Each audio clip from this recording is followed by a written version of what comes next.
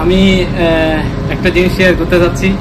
Recently আমাদের পূজা, তো আমি ঢাকা থেকে একটা শার্ট, আমি অনলাইন জিনিসটা একদম বিশ্বাস করি না যে অনলাইনে আমি অমুক কিনবো সমুক কিনবো, এগুলো আমি একদম টোটালি বলতে পারি না। এখান থেকে আমি দূরেই থাকতে চাই। তো হইলো কি, আমার একটা শার্ট অনেক বেশি পছন্দ ছিল, সেজন্য লোভের বশীভূত হয়ে আমি দিছি, অর্ডারটা করছিলাম। এখন আসলে পরের ঘটনা বলবো, আগে আগের ঘটনাটা বলে যাচ্ছি।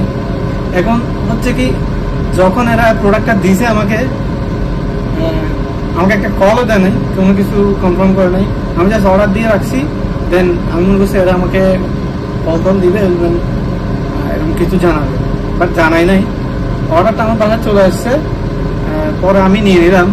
নেওয়ার পর দেখি সেই শার্টগুলো চট্টগ্রামে, সেই শার্টগুলো পাওয়া যায় 300 থেকে 350 টাকা। সেটা আমি অর্ডার করছিলাম প্রায় 1000 টাকা দিয়ে। পরে মারা খাচ্ছে আর কি, এরকম একটা বিষয় আপনাদের শেয়ার করতেছি আর কি। বলতে চাচ্ছি এটা না, অনলাইন থেকে একটু দূরে থাকবেন আপনারা। অনলাইনে কিছু অর্ডার করার সময় একটু দেখে শুনে করবেন আর কি। একটু আপনাদের একটু বলে দিচ্ছে আর কি, ছোট ভাই হিসেবে একটা জ্ঞানও দিয়ে দিচ্ছে আর কি। ওকে, তারা